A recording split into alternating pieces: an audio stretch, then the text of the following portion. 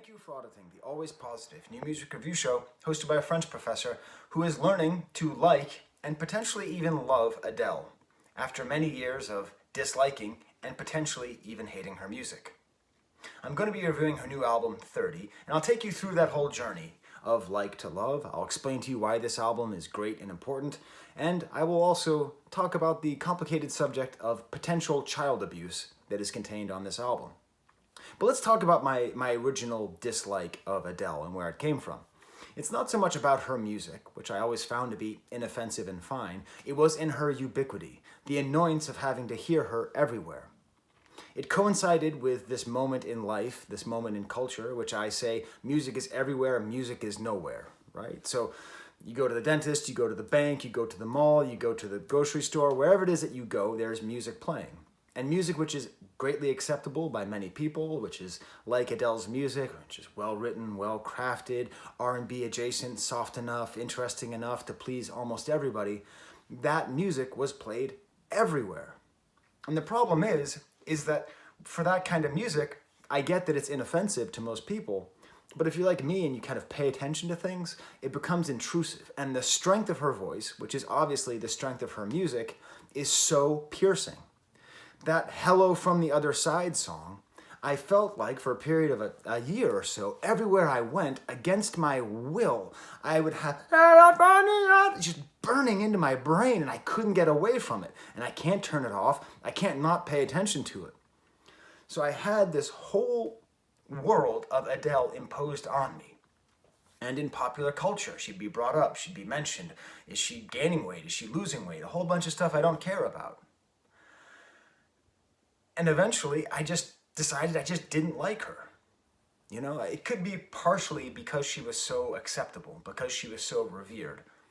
I am admitting this as a weakness within myself, but I'm just identifying the weakness, something I've been trying to do a lot lately.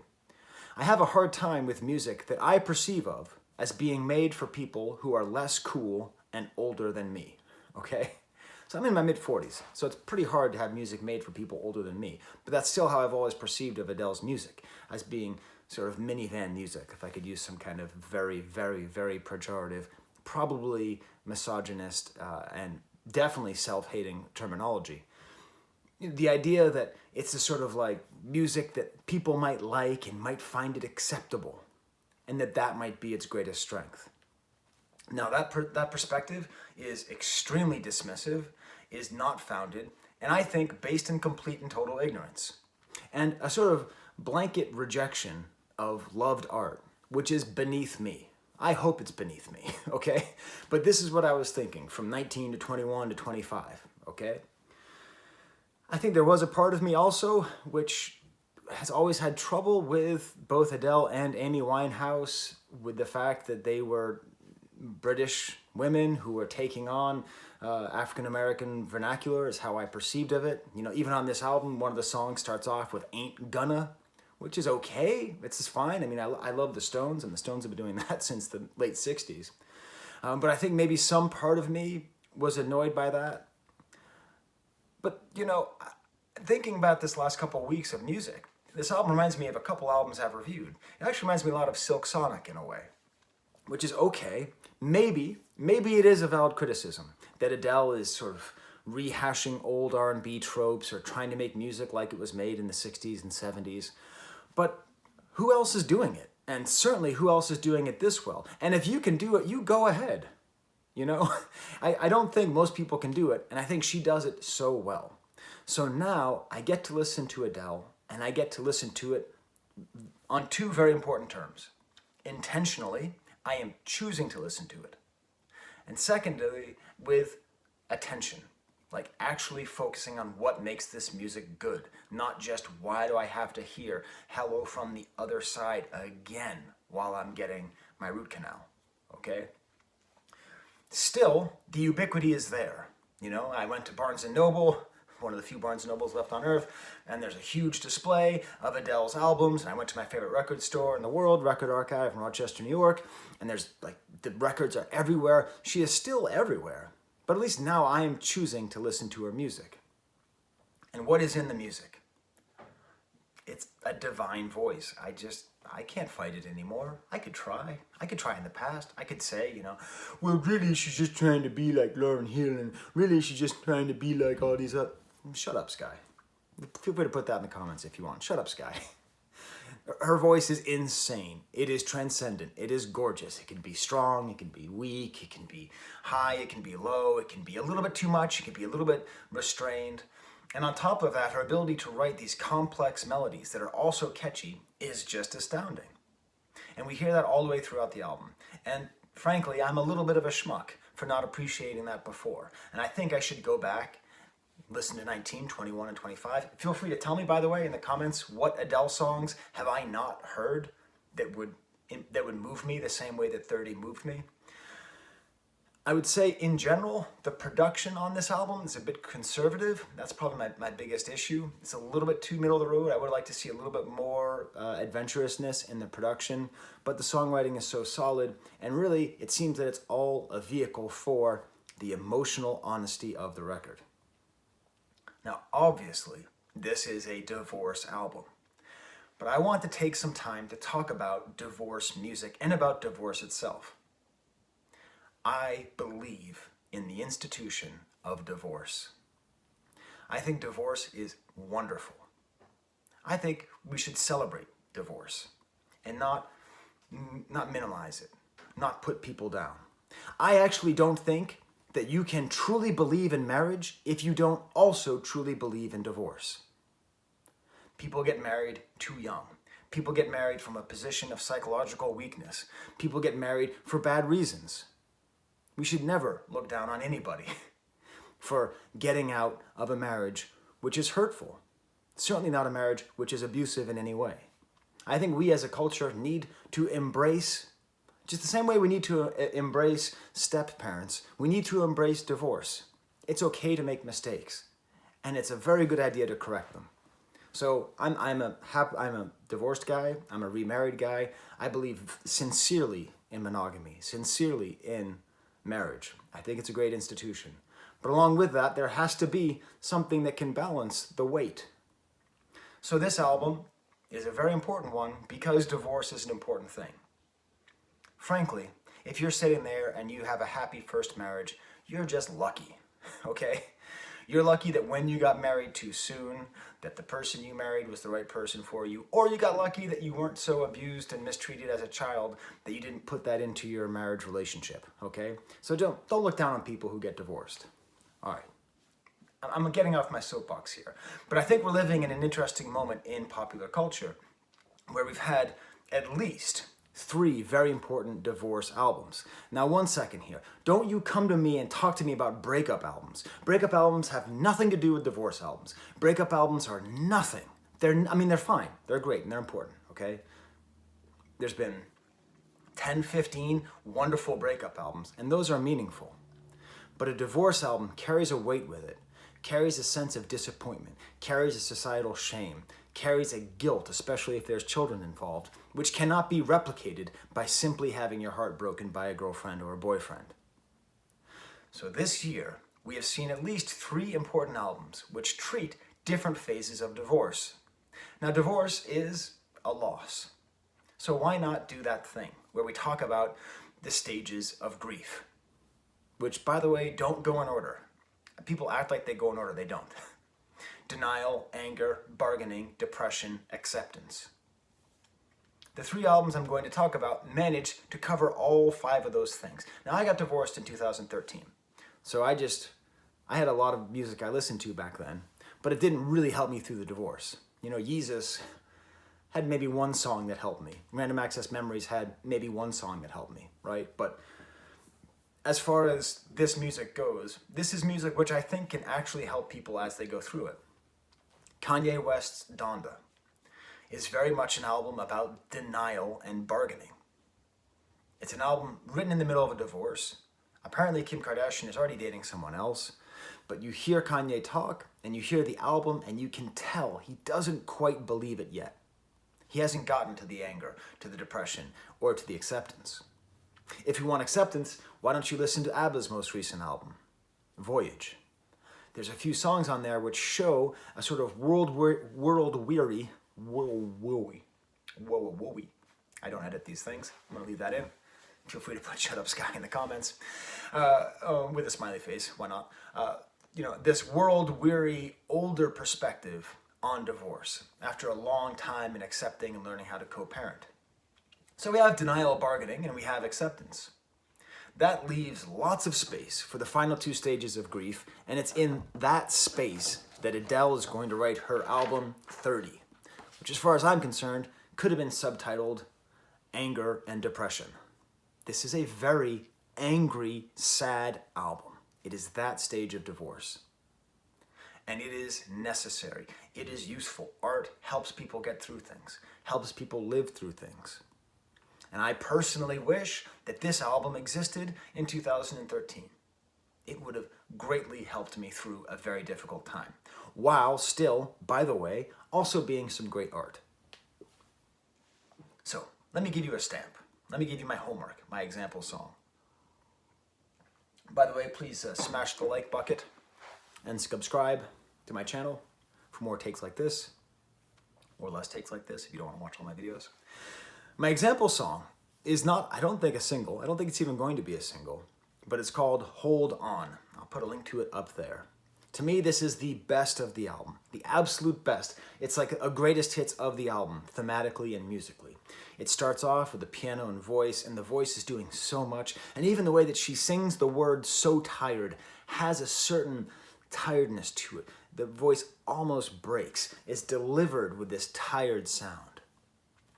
The beginning of the song has almost a room mic feel, kind of echoey, like she's recording it in a room.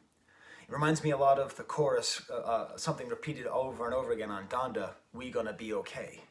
This is a song about being okay, and these lyrics are truly moving and truly helpful. So just hold on, ooh. Let time be patient, and you are still strong. Let pain be gracious. Love will soon come, baby, if you just hold on. And that's the message that you need. When you're getting out of a bad relationship, when you're getting out of an abusive relationship, you just need to hold on. That's it. There's nothing else to do. You have to feel the pain and keep going. That's it. You can't avoid the pain. You can't pretend like the pain doesn't exist. You can't drink your way through the pain. You just have to feel the pain. Let pain be gracious. I'm not going to talk about the lyrics on this album that much. In general, they're good, but not spectacular, I'd say. With the exception of a line like, "Let pain be gracious." That's a beautiful and meaningful line. And what's great is that we have this verse, which is kind of echoey and kind of distant, but as the choruses come in, the chorus is getting more and more built up. So at the end of the first chorus, this kind of janky choir comes in the back. It's not a professional choir. I think I read somewhere it's just her friends. And you can feel that, and that rawness gives to the rawness of the emotions of the song. The whole thing feels kind of gospel-y, but not full gospel. By the time we get to the second chorus, then the drums come in, and it's just amazingly moving. And these lyrics, which are just drenched in self-pity and self-criticism and a call for help, talking about hating being herself. This self-pity and cry for help is what you need in a divorce. And it all leads to these great crescendos with her just belting voice. And it reminds you of what she's able to do. Take you on these journeys from the quiet and the intimate to the orchestral and explosive. I wish deeply that I had this song in my divorce. I wish I could go back in time and play this for me and say, "Let pain be gracious if you just hold on." This is not only Adele at her best, but it's music at its best. It's artistically successful, it's emotionally honest, and it is moving. Okay, let's go through the rest of the album. The album opens up with the song "Strangers by Nature." And this, in a way, doesn't fit on the album. It's odd. It's done by Ludwig Göransson, who does the music for Mandalorian, and a very underrated film and TV composer. And in some ways, this is like the best song on the album, too, because it's sort of like it's a sweeping old style. It's a little bit off. There's a synthesizer here, this cinematic strings. It has kind of an unreal feeling, and it's just a very nice, deep, jazzy emotion, deep, jazzy feel, deep, jazzy singing. She sings about no one knows what it likes to be us. Apparently, this is a song about Judy Garland. I don't really understand how that all works together. I believe it. You can feel free to tell me in the comments how it works together about Judy Garland. But I do think it's interesting. Nobody knows what it's like to be us. That is another aspect of this album, which I think makes Adele an interesting figure, because she's sort of unlikable in how full of herself she is. Like, she's very, very much into herself as a person, as a entity, as a cultural, I don't know, juggernaut. And she feels very conscious of it. But I want to be careful here. I like it when celebrities are aware of their ego. I like it when celebrities show their ego. I dislike it when celebrities act like they don't have it. So when I say that, I think it makes this album more honest, but it perhaps makes her less likable, which ironically makes me like her more, because I don't trust people who are trying to be likable. But I don't really know if this album really fits. I mean, if the song fits on the album, because it's about like Judy Garland and putting roses at the cemetery, and it doesn't feel like it's about the divorce, except at the end of the song, she says, "All right, now I'm ready." So maybe this is a transition. I don't know. Maybe this is a transition from her old music to her new music, from her old album to her new album. It leads into the song Easy on Me, which I suppose is the single. Nice, beautiful vocal acrobatics throughout here. Very simple pared down song with just piano, very subtle. I don't know why this was the opening single, except maybe the fact it's a very approachable song. Then we get to the song Little Love. Okay, musically, this is a good song. Sultry, kind of 70s Marvin Gaye vibe. But this is where we have a serious problem. This is where Adele's fame has definitely gotten in her way. This is where Adele needs somebody, an A&R, a friend, anybody, to stop her from doing what she did in this song. This is the most offensive song I have heard probably in my entire life. The most offensive and irresponsible song I have ever heard in my entire life. It is insane how irresponsible and abusive this song is. Let me explain. This song contains recordings of her discussing her divorce with her child. Why is this a problem? First of all, her child cannot consent. Her child is way too young, okay? I mean, definitely not 18, under 5 years old, it appears, right? Secondly, it's clear from the way it's recorded that the child knows it's being recorded, so it's not speaking in a natural register, it's speaking in sort of a performance. But most importantly, in a divorce, you just can't do this to a kid. Like, this is going to be this child's, presumably, the hardest time of this child's life, or at least the defining moment of much of this child's misery and trauma throughout their life. So to package it in a song, in an album that's going to be at Barnes & Noble and is going to be sold all across the world and is going to go multi-platinum, and to have this child's voice have this conversation with the mom and have it recorded and, "Gee, Mommy, why are you sad? I love you, Mommy." It's not cute. It's not sweet. The other thing is this. What she's saying to the kid is a problem. Mommy has a lot to learn, but you're the one who can teach me. You're the one who can save me. No, that is not the case. Your child is not to save you, is not to teach you. That is adultifying the kid. That is hurting your child immeasurably. It is inconceivable how irresponsible that is of a thing to say to a kid. Furthermore, she goes on to tell her kid on tape, on the album, Mommy is lost. Mommy doesn't know what she's doing. We gotta help this kid, Because even when you're going through a divorce, you can't share those kinds of emotions with your kid because your kid is already completely devastated. Their brain is in 1,000 different places. You have to be a rock. It doesn't matter if you're a mess. You have to be a rock. They don't know what's going on. They're lost. They're floating in the ocean. Okay, they're floating on a little ice in the ocean. And you come up and say, "Mommy doesn't know what she's doing." You're coming up from the water and pulling that child off with that little ice float. It's terrible. It's a terrible song that, seriously, I broke down in tears and in anger when I heard this song for the first and only time. I was driving back home from my job and I was screaming, "Somebody help this effing kid." Now, I've said all that. I imagine some of you are upset. I don't blame you for being upset. I'm speaking very strongly. This happens to be something I feel very strongly about. I believe in the child's Bill of Rights in a divorce, but it is at least honest. It is an interesting thing. On a human level, it is a disaster.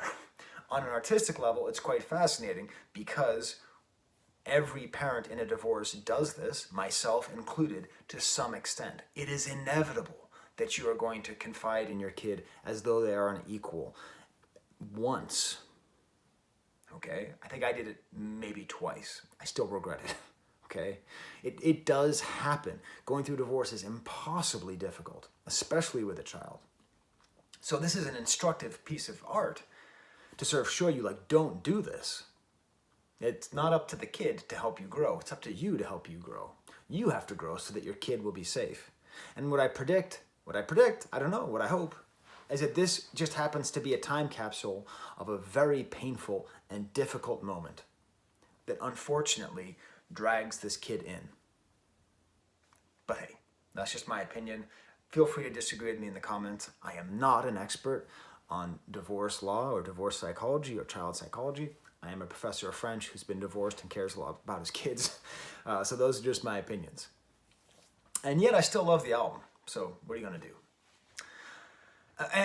And at the very least, this album is showing a desire to communicate something to this child. Like, it feels as though the entire album is dedicated to the child, to explaining what she was going through, which I don't think is a problem. You know, I don't think it's a problem to explain to a kid what you're going through. It's just bringing them in and making them responsible for your emotional well-being that is greatly irresponsible. Okay, well, speaking of crying, let's get to the next song, Cry Your Heart Out, which is another great divorce song. Kind of almost like a reggae style overtones here, a beautiful message about the liberating quality of tears. You know, this is where I think, I felt, after I heard this song, I was so happy because I'm like, this is what a divorce album should be. Just how to free yourself, how to have the grace of pain. Great rhythms and great, rhythm work and melody work all the way through. This is again where I feel that Lauryn Hill, when she didn't release a second album, she did leave a giant hole in the pop landscape. Like, nobody knew that we needed Lauryn Hill, and then Lauryn Hill arrived, and then Lauryn Hill left. And so how do we replace that? How do we fill that? And there's a lot of artists who are trying to do it. And I think with a song like this, we're getting that. Oh My God is an oddly modern production sounding song, kind of vocal keyboards. Most of this is all by Greg Kurstin. He's the primary producer on this album. He does a good job. Again, a little bit conservative, but good. Just a great complex melody with just insane vocal acrobatics. I really like the clapping and kind of catchy throwback 90s sound here. Reminds me a little bit of No Diggity. And this is one of the other themes of the album, which is the excitement of new love. You know, the excitement of being in a monogamous relationship and then getting out of it and experiencing new lovers, which is a whole part of the divorce. It's an interesting thing, which again is part of what makes this album such a heart-wrenchingly accurate depiction of divorce, because this is this like positive side, which throughout the album we'll see is not that great. Next song, Can I Get It? This was produced by Max Martin and Shellback, who I just reviewed all their stuff with Taylor Swift last week. This is weird because it has like this acoustic guitar with her just insanely strong voice, and then kind of a standard Max Martin 90s drum style coming in here. But I really like it. There's something simple and agreeable to this production. It doesn't really feel like a Max Martin attempt at having the absolute hook. I mean, there's a whistle, a sort of borderline Tom's Diner whistle here. And interestingly, this follows very thematically nicely with the previous song, because this song, Can I Get It, is very clearly the it is something that begins with D. It is very much about sex. Can I come and get it? She really emphasizes the word come. It's very much this kind of lustful, sexual song with even some borderline orgasmic moaning on it. And it's really tied into this theme of post-divorce excitement about some kind of sexual liberation, which again is appropriately sad. It's not really, it's kind of like, yeah. I Drink Wine is the next song. Some of the best songwriting on this album lyrically. I love this concept of trading in wonder for wine. That the sadness, I don't drink much, maybe 1 or 2 drinks a month, if that. And part of the reason why is because it dulls you, and it does. Like, the more you drink, the more it replaces things that are interesting and give you that sense of wonder and excitement. And I think the whole way this song works is a very good depiction of the way in which people abuse alcohol to feel less, and the way it makes you feel less, and just, you'll see, I don't have a script, I have notes, and you see I just wrote here, goddamn voice. Like, goddamn, her voice is good. I mean, there's so many points on this album, I'm just like, she's so good. How does she sing so well? There's a line on this song, I hope I can get over myself. That should have been the title of the album. I mean, I get it that she has to have the number system, and that's her tradition, which I think she should just abandon, because who cares, I don't think her age actually matters that much. I understand that it's all confessional, it's all where she is in her life, but we get it anyways. But I think I Hope I Can Get Over Myself is a good way to depict this album, because it also implies a certain amount of her knowing her kind of unlikable, egotistical side, like where she sort of understands that she is Adele, MBE. She is Lady Adele. She is the most important pop star singer. She is the most grandiose superstar the world has ever known. I hope I can get over myself. A very good line, which also, speaking as someone else who has occasionally a high opinion of himself, is an important thing to learn in your divorce. All Night Parking is a really beautiful song with kind of this record hiss, kind of a jazz piano being played. I think it's on a loop. And this is another song about that intoxicating feeling of being with someone new, kind of a sweet, intimate song where she kind of sings with a little bit of a wink. It's all part of this. I personally see this kind of singing about your new lovers as an extension of the anger, because it's sort of like, I'm with someone new and it's better and it's great, but there is an anger to it because it's a consolation. Like, what you wanted was not this. What you got was this. And in theory, this is great. But in practice, this is empty because it's not that. You wanted a comfortable, safe, monogamous relationship. You didn't get that. So at least you can get the D, which is a good consolation, I'm sure. But still, there's that anger. I don't mean to have my wedding ring so there, but you see? Okay. Next, get to the song Woman Like Me, which is produced by Inflo, who does about a third of the album. I think his production is more interesting, is better, works better with Adele, even though I think he's had less, or she, I don't know if Inflo, or is Inflo people, one person? I don't even know. And this feels to me very much like the rage at the end of a divorce. I don't think you quite understand who you have on your hands. Do you know who you're divorcing? It's got kind of this mean, angry growl, this acoustic guitar in her voice, and the drums come in just really well. And she's just so angry and just so self-righteous, and I love it. I love it because this is how I feel. This is how I felt. Like, did you know who you're giving up? And then the way that she tears this guy apart. Consistency is the gift to give for free, and it is key. Like lambasting this person for not being consistent. Talking about this person is so lazy. She's just so bitter and angry and justified, And then at the end, she calls for the chorus one more time. I don't know if this is a planned ad-lib or not, but she just brings it back and just drives home this concept, this anger and depression of divorce. Okay, so the full retitle of this album is 30, Anger and Depression, I Hope I Can Get Over Myself. Next song is called Hold On, which I've already talked about, and then To Be Loved. Very simple song. One of the few songs on the album which doesn't go anywhere. It's just sort of a piano and a voice, just the dynamics of her voice. And it's a very necessary and beautiful reminder that she doesn't need production, right? You can just put her just in a room and just let her sing. The album ends with Love is a Game, kind of an outro. I can love again, love me now like I loved him. Really insistent on this the sense of depression and sadness and inability to let go. And this reminds me very positively of a great long Isaac Hayes 70s song, just like the whole song, the lyrics, love is a game for fools. It sounds like some song that you're like, oh, come on, this song's been around forever. Burt Bacharach wrote this song back in 1960. Nancy Sinatra sang it, and everyone sung this song, right? No, Adele wrote it like 2 weeks ago. Cool, kind of like very long songs, has a modulation halfway through, lets it ride. I've seen multiple places refer to this as like an end credits, which I do think makes sense. I do think we can see this album starting off with Ludwig Göransson's production on the first track and having it be about Judy Garland and kind of getting into it and then going through the sort of the stages of anger and the relationship with her child and then the excitement of new love and then the bitterness at her ex.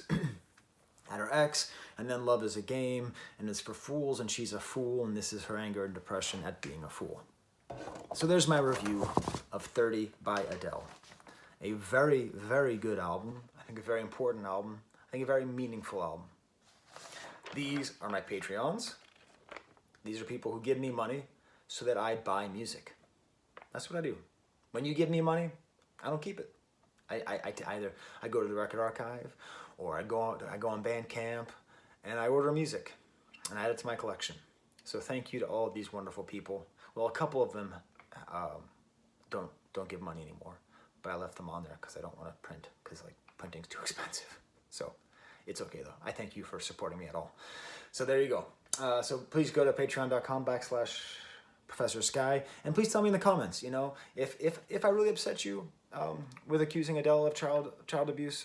I get that, and I may have to like demonetize this whole video, but I think it's an important question. What is this song irresponsible? Okay, and tell me, what am I missing about Adele based on what you just heard? Okay, just tell me whatever you want. All right, there's the camera.